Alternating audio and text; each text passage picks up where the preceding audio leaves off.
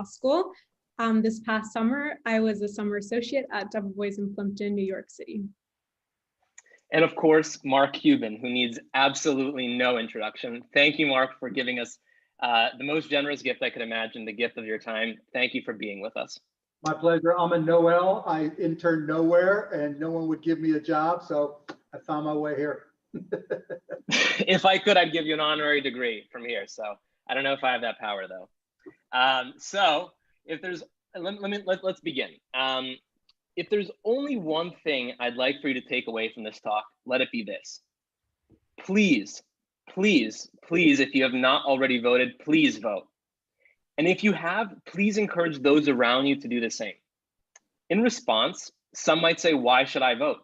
I live in X-leaning state, and so there's really no point. However, being an American requires doing the right thing, even if it may make no perceived difference.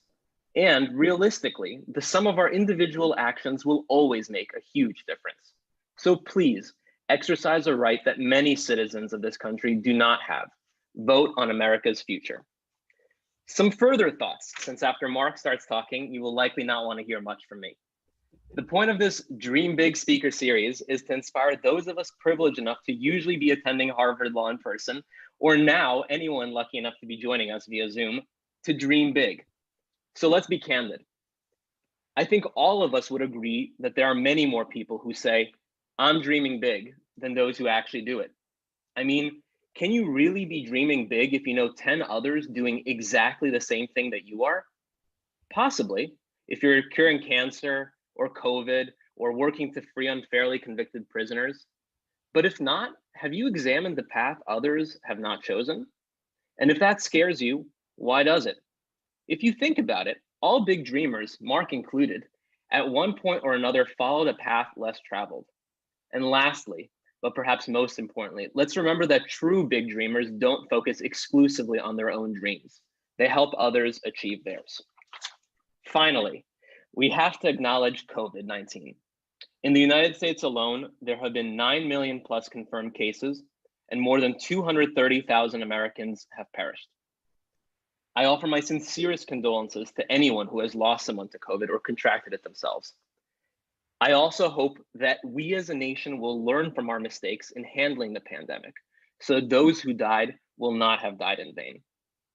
As Captain Sullenberger, hero pilot of the Miracle on the Hudson, wisely pointed out in 2009, we have purchased at great cost lessons literally bought with blood. We cannot have the moral failure of forgetting these lessons and having to relearn them again. Thank you for those remarks, Eric. So for everybody listening, I'm going to give you an overlay of the format of this talk. So Eric will get us started by interviewing Mark for about 30 minutes. Afterwards, I'll be asking some questions from the audience that have been sent in by you. So don't worry if you haven't already submitted a question, you can still submit one using the Q&A function via Zoom. We will be on the lookout for those throughout the webinar. So without further ado, let's kick things off, Eric. So I know I said Mark doesn't need an introduction, but come on, before we begin, let's be real. Let's frame the conversation. Here are some of his accomplishments. He's the owner of the Dallas Mavericks, the 2011 NBA champs. He's a billionaire, a best-selling author, in my opinion, the best shark on Shark Tank, and of course, a wonderful husband and father. Thank you, Mark, for being with us. And before we begin, make sure to tune into Shark Tank on Friday nights, and specifically season 12. Thank you, Mark. Thank you. So let's jump in right away. First question. How important do you think tomorrow's election is relative to prior elections? In what ways is it different, and how could that affect business? So before we get there, Eric, let me go back to something you said in your introduction about voting, about some people thinking, there may not be a need to vote, their vote may not count, whatever the reason may be. I think something particularly new voters don't consider is that whether or not you voted is a public record. That you don't know what I voted, who I voted for, but you do know whether or not I voted. Why is that important when you're considering voting? Well, that becomes part of your brand, because going forward, I can assure you that if you're looking to do something that impacts government, or you're taking a stand politically, someone's going to check to see if you voted. Because if you have not voted, your impact could potentially be diminished, because that is now part of your brand. So don't think only in terms of the consequence of your vote, but think in terms of the consequence on how you'll be perceived on the things you're trying to do going forward. So that's number one. In terms of the importance, you know, every presidential election, every election is important in its own way. I think this election is less about Donald Trump and Joe Biden, even though I'm a Biden supporter and I've been very clear about that. And I encourage anybody to vote for Joe Biden for a number of reasons. But this election is pushing us to question, how did we get here? And what do we need to change in order not to be here again, where we've got such a partisan country, and we've got such acrimony and animosity about and between two different candidates. And to me, you know, as a business person, it made me go and say, okay, if I was starting from scratch and looking at the business of politics, what would we do differently? And I think one of the first things we have to do is dig down deeper and say, okay, you know, why is it, how did we get to these two candidates? Are these the best that this country has to offer? I think the majority of people, even whether or not you're a Trump or Biden supporter, would say no. And the question becomes, why? What is it that we're doing? And when I've looked at those things, you know, it gets me to the point of maybe a lot of that acrimony and that partisanship is a function of how we vote. You know, there's a great book that I read called The Politics Industry. And it talks a lot about ranked choice voting and the impact of primaries on the incentives for politicians. And you would think the obvious answer to what business are politicians in is to say they're serving their constituents. The reality is that's not the case. I mean, just the very fact that Eric brought up the question of, does my vote count, right? And should I vote, is so telling and meaningful, because that should never be a question. And so that, you know, that could lead to top 2 or top 3 voting. That could lead to ranked choice voting. But I encourage everybody to really start digging in to new types of options, particularly if you live, well, you are in Massachusetts, many of you, it's on the ballot tomorrow for RCV2, I think it is. So please vote pro ranked choice voting, because in ranked choice voting, every vote does count and does have an impact. And just as importantly, I talked to a lot of folks about running for president. And one of the things that came up continuously, oh, you'd be a spoiler. You know, Republicans thought I'd be a spoiler on one side, Democrats thought I'd be a spoiler on the other side.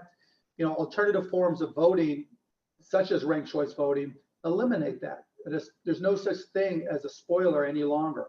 And so if we're, you know, when we talk about the importance of this election, beyond who wins, we have to start asking the question, how do we disrupt our voting process so that rather than candidates just trying to get through the primaries and their customers being the most extreme and partisan primary voters and donors, we need to find better alternatives. So I encourage everybody to look for ways to disrupt, because I really think if and when that happens, that could be the most important thing that any individual can do, disrupting how we vote after paying your taxes and being in the military in no particular order. Absolutely. And absolutely right on point about what's on the poll for Massachusetts. So that's another reason why everyone should vote. And actually, I should say that we have a large group, not even from Harvard Law here, over 80% are outside of the area. So all over the country, please make sure to make those choices.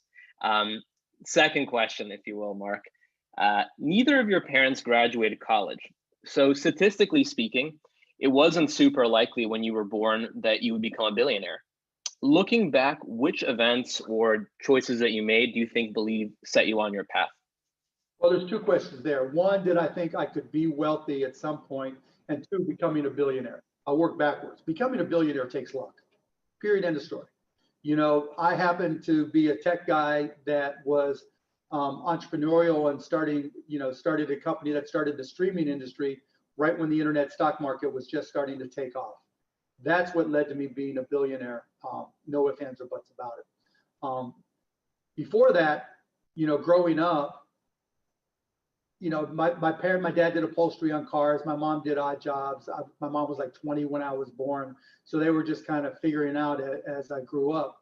But they were always supportive, saying, look, you're going to go to college somehow, and you're going to figure this out. And you're probably going to have to figure out all these things for yourself because we're not really experienced in business. And I remember, as I started creating these little businesses as a kid, my dad would just roll his eyes and, say he had no idea what I was doing. And my mom was concerned, and she made me get a job being an apprentice, learning how to lay carpet because I needed to learn a trade just in case all this business stuff didn't work out.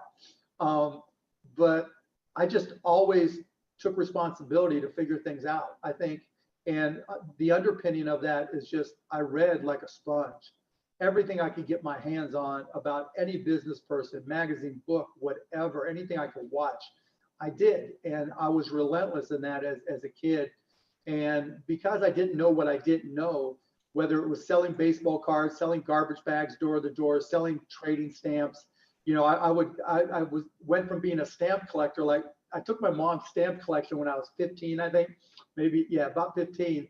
And just because I thought it was interesting, all the different countries she had collected as a kid. And then I found out that people bought and sold stamps, as a business.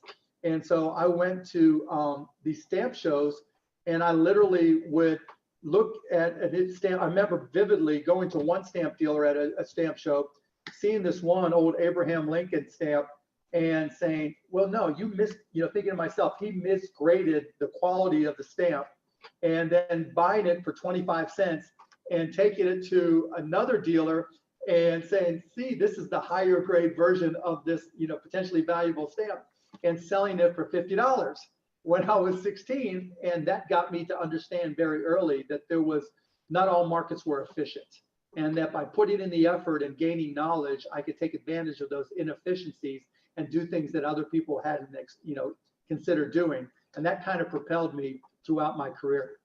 And I love those stories. I was going to say that also probably built up your sales experience, right? I mean, how else can you get those experiences? Yeah, I mean, you learn, and as a kid, no one would ever say no to me. Like when I'm selling garbage bags door to door.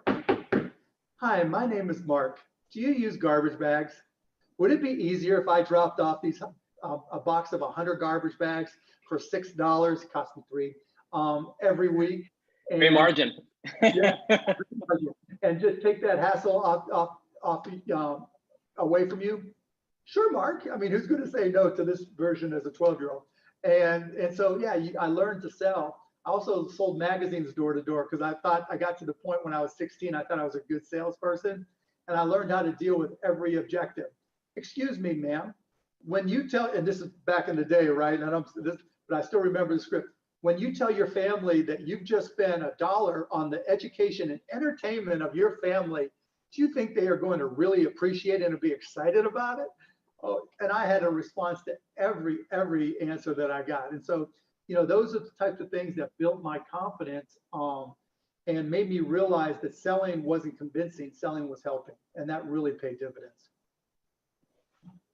Absolutely. I mean, that's a totally different way of looking at business. So thank you so much for sharing that with us. You actually brought up a point that was going to be my next question. So why don't we jump to it?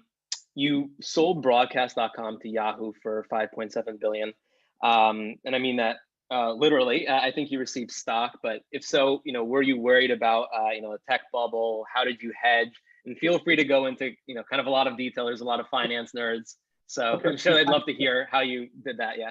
So yeah, when we sold it for $5.7 billion in Yahoo stock, this was before the internet bubble had burst, and I had traded stocks. So quick background: after I got a job out of college, a couple jobs in actually, for a computer software company, got fired about 9 months in, started my own company called Micro Solutions, which did systems integrations. We grew that. I grew that from starting out of starting living 6 guys in a 3-bedroom apartment, and just starting it with nothing, and then growing it to about